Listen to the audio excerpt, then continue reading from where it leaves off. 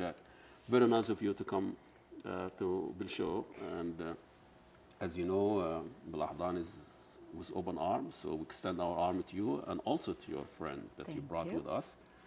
Najat, I mean, for me as a man, an Arab man, and I came here alone, and I have somebody to come over, and it wasn't very easy. It was very hard to make it in a new land, a new home, and all the support system that I've been cut off with when I left home and I left my family. So what was it like to you leaving home, leaving family, and then come here alone and making it?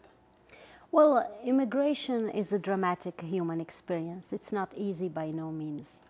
You are like this uprooted tree, and in the process you lose all your leaves and all the fruit fall, and you are this person who is turned upside down. You're wearing a big adult body, but you are like a child, and you emotionally you are a child. Huh? You are you are talked to like a child too. You don't know where to go. You don't know how to speak. I see. It's very dramatic, and a lot of people after immigration go into depression.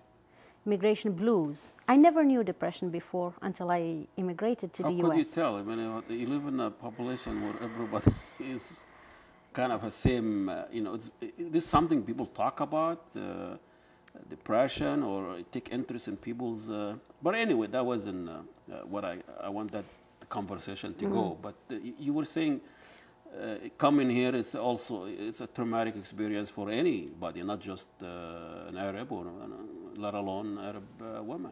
For anybody, and that's the point. A lot of people, you don't even know what happens to you. And I was depressed, and it took me a long time to figure out that I was ever depressed. And I never been depressed before. And you know, back home people expect you are in America, so you're supposed to be making a lot of money and sending in a lot of money. Here people expect you to respond to their standard. If they, like in Minnesota, if you don't put please in every corner of the sentence, then people think you're rude. If you don't look at people in the eye, then they think you're rude. When I was brought up, told if you look somebody in the eye, it's rude. That means you're confrontational. You are like defying them. So you don't look at them in the eye. You don't respect them. So here, when you don't look at them in the eye, people assume you are hiding something. And it took me forever to kind of understand what's happening. And so you are pulled between two forces here. Oh, I don't know if it's only two. One smacks you in the head, one smacks you. I don't know. Two major ones. Yeah, and in meanwhile, you're trying to get yourself legally straight. You're dealing with diners isn't easy.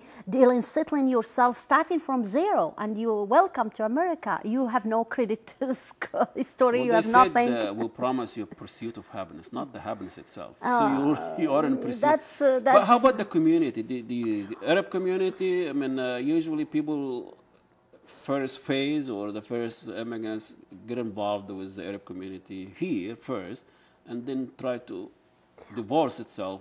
Well, I don't think even that community itself is something organized. Something about us Arabs and Muslims that we don't know that we need to learn from Americans is organization and being supportive. We don't know how to be supportive of each other. But we are organized in a way, in a chaotic way. But there is an organization underneath. I think of the streets of Casablanca when you talk about that, the traffic in Casablanca. Yeah, but have you ever seen an accident? Good point. I go to Egypt, I think it's chaotic and everybody known and everybody has no lane. And I never seen an accident. Yeah, there is accident, but I seen more accident on the freeways here and very organized. But the point is, it doesn't have to be in the same form that we have well organized, and you are in the Midwest too. Those people are very. No, the thing is, we're not good at.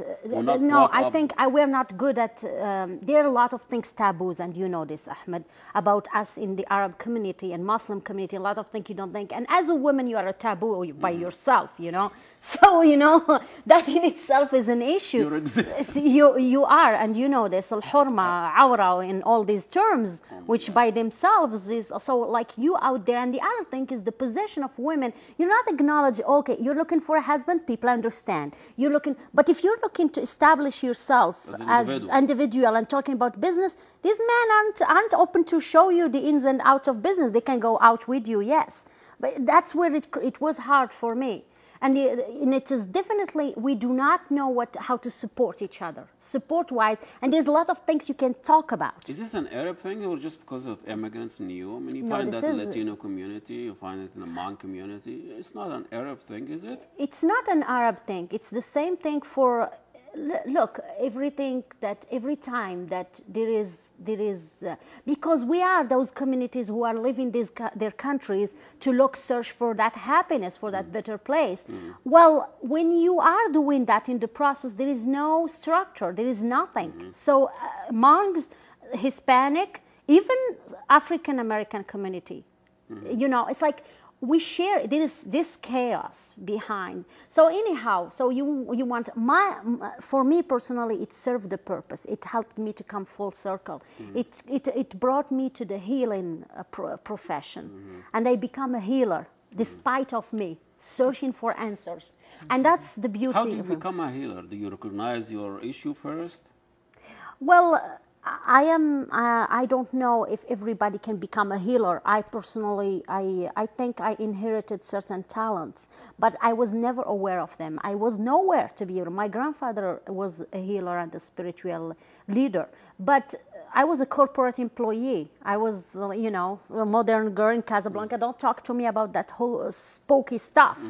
But when I came here and searching for answers and even going seeing doctors, they gave me a bunch of pills. And then at that point, what do? I still didn't feel better. I started searching for more. And in America, there is this blooming consciousness. There is blooming magnificent thing called New Age and all these authors, and you walk into any bookstore and you find every day there is more books. So what is this phenomena of spiritual or healing reflects on this society? They came to a full circle now, material and all this not paying off, and all this technology and development didn't provide them with the promises. Right. Okay, here's what happened. I think as humans, if you cannot talk about self-improvement when you are starving. You know what I'm saying? That's a luxury. So in our country, like Morocco or Egypt or wherever, everybody is busy. There are some people who are rich, but a lot of people are starving. So nobody has time for self-improvement. In America, mode. Exactly. You're talking about survival. So, absolutely. But in America, people went beyond survival mode. They kind of survive when they are going to college, but after that, it's a good survival. It's not anything like bad. You're going to work for 10 people. So they went beyond that. And what they did is a lot of people like my friend Holly here, they take it out, they travel, they go discovering things. And a lot of people would go study with shamans in India, will go into places. And because of their mindset, Americans are well organized. Westerners are well organized. Well organized. Yeah, they're right. They're right. For example, in Morocco, we talk. It's more of a culture oral culture. But it doesn't mean oral culture is not as good as No, it's not that. We were an written culture at a point, at one time. With the Spain, Andalusia, we were very well rated. It was a time where you were given a prize when you go to a library and give me an old Greek book.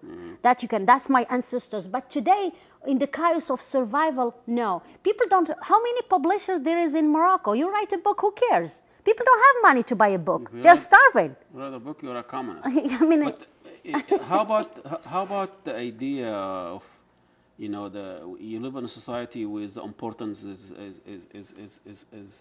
lay on the community, on the family, and instead of just individually, you want to go and explore yourself, discover yourself. No, also the family needs to be, the priority is the family, not the individual, and that's why they survive no matter how the hardship they have there. They still survive all these years. Well, that's right. However, when at the level of knowledge, when, for example, because I will say something to you. My grandfather was a healer, a leader,